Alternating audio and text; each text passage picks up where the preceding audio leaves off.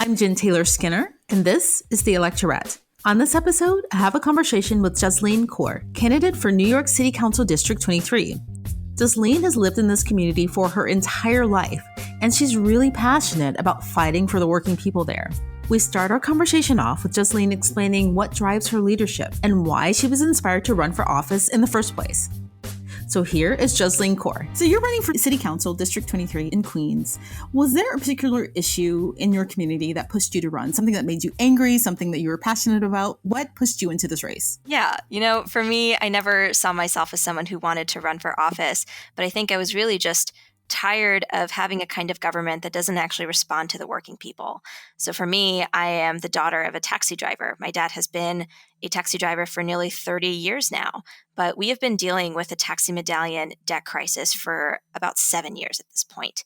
And so I look back at points in my life, like back in 2014, where the markets were being inflated artificially by medallion brokers who were really preying on a majority of immigrant working class people who thought that a taxi medallion would be a really worthwhile investment. It was worth close to $1 million back in the 90s and into the early 2000s.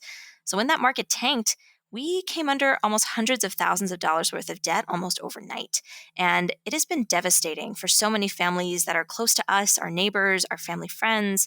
And, when you look at the state of our city, these are the kinds of workers who generate millions of dollars worth of revenue for our city, but don't have a pension, don't have a retirement fund, and you get people like my father who are 62 years old and still working these 14-hour shifts in the middle of a pandemic. So, I see myself as somebody who really wants to champion the rights of many of our gig economy workers who have just been categorically left out of our political process. How does this align with what's happening in the gig economy in relation to Uber and other kind of gig economy, services? A lot of the reason actually of, why the taxi medallion kind of issue came about also had to do with Uber and Lyft entering the New York market, right? Entering New York City and suddenly being a new business operation here. And so, for us, a lot of these gig workers, for them, the issue is really about not being classified as a full-time employee or not being classified as a full employee. They're contracted workers. So a lot of those protections that are built in to being a full employee are completely left out. And who makes up the majority of our gig economy? It's often immigrant working people who don't really have somebody in their corner to fight for them. So this is like a nexus of people who also don't qualify for federal pandemic relief because there's just so much red tape to cut through, whether it's your immigration status, how long you've lived in the US, or other factors. And these are the people who are the lifeblood of New York City, whether it's taxi drivers, street vendors, delivery workers, even small businesses. So it's only gotten a lot worse for many of our gig economy workers under this pandemic. And unless we really prioritize relief without kicking the can down to the federal government, right? That's usually what happens. You ask a city legislator, what can I do? They kick it up to, say, Governor Cuomo. If you tell Governor Cuomo, what can we do for gig economy workers? They say, well, it goes back to the federal government. So, you're often just having a loop of conversations without really any solutions. Right. Well, speaking of the federal government versus what happens locally, I know one of the issues that you're really passionate about is the minimum wage, the $15 minimum wage. And that's something that's kind of on my radar because I live in Seattle and we were one of the first, places to pass a $15 minimum wage. But now, it's going nationally. And I'm just curious as to, the district that you're in, what the temperature is around the $15 minimum wage, because you have a lot of small businesses, like bodegas and other small businesses that this may be, more difficult for. Yeah. So for us, there are a lot of immigrant businesses and small family-owned businesses that have completely shuttered during this pandemic. You take a walk down, say, Hillside Avenue or even Jamaica Avenue, where we have an even higher concentration of Black and Brown owned businesses. There's such a rich Caribbean, Haitian, Guyanese, and South Asian population in that part of our district. And it looks like they may never open without that kind of relief. And that's a scary prospect because that's often the only, stream of income for many of these families, and they just don't qualify for so many of these different kinds of relief. But I do think that there has been a really exciting movement at the federal level. Joe Biden had actually just announced a better qualification for workers for businesses that have under 20 employees. And there's a little bit less red tape around that right now. Actually, I heard about this from AOC's campaign today. So it's moving slowly, but clearly it looks like people just can't wait long enough.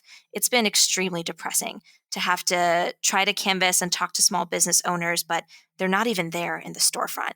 And to see street after street where people just aren't able to work the same jobs that they've probably been working for decades at a time, right? These are reliable places that people go to because it's their corner store. It's a place that they've always known.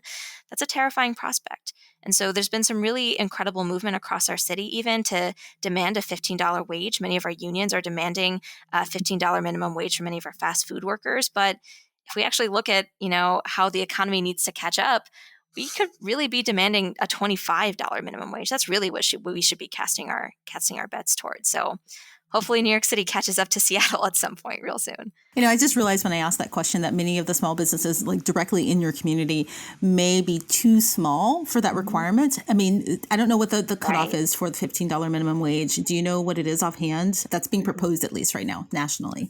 I don't know at this point, although I know Joe Biden had mentioned that maybe the threshold should be down to lower than 20 employees, because currently at the city and state level, a small business is classified as having under 100 employees. Right. And there's so many businesses that don't even meet anything close to that at all. Right. I was just wondering how we would, reconcile, the businesses, small businesses are struggling right now due to the pandemic, but they also, if they can reopen, and let's hope many of them can reopen, they would then be required to pay this $15 minimum wage. And that's just a really difficult thing to balance, in some of these communities.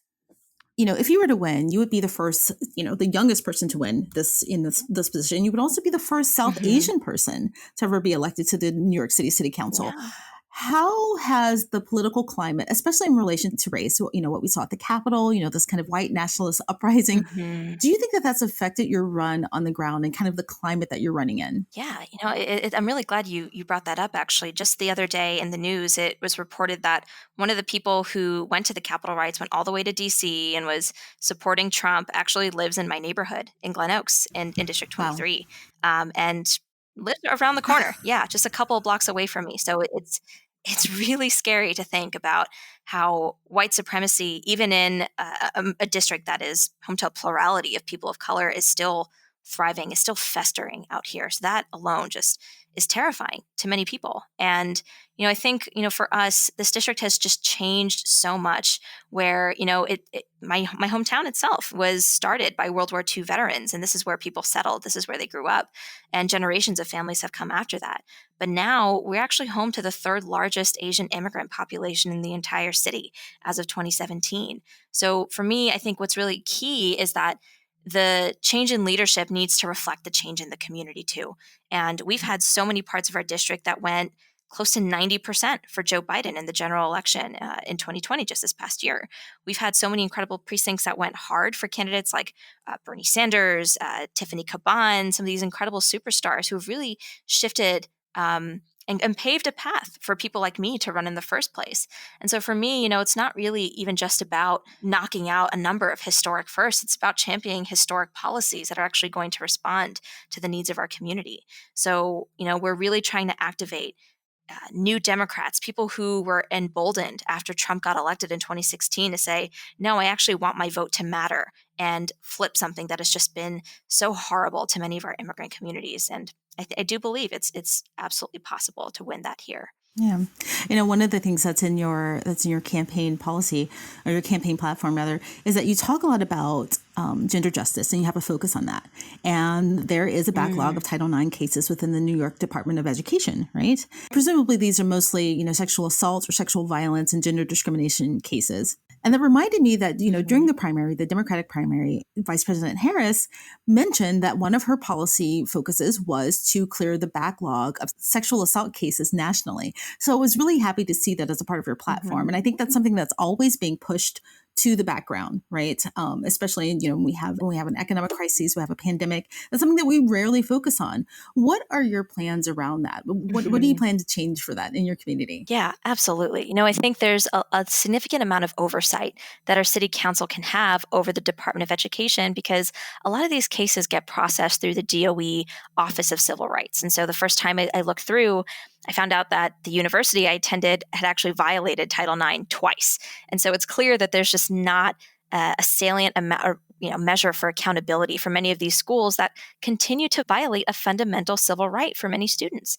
And what was most jarring about this backlog was that there were some cases that go as far back as 2015, which means that students have probably graduated without ever having a justice mechanism laid out for them, or they just dropped out of school entirely.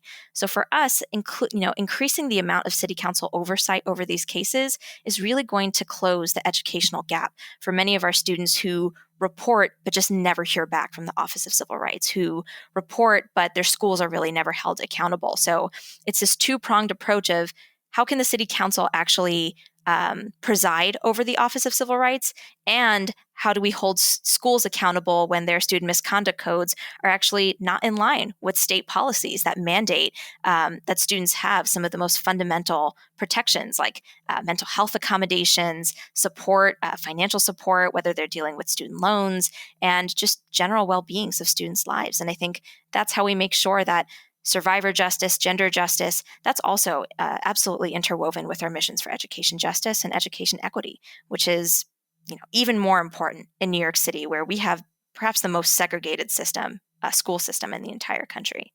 I want to talk about the vaccine rollout in your community because it's something that's on everyone's mind. And depending on where you live, the rollout may or may not be equitable. So what's it like in East Queens? It's been so difficult in East Queens, and it's like a two-pronged issue, right?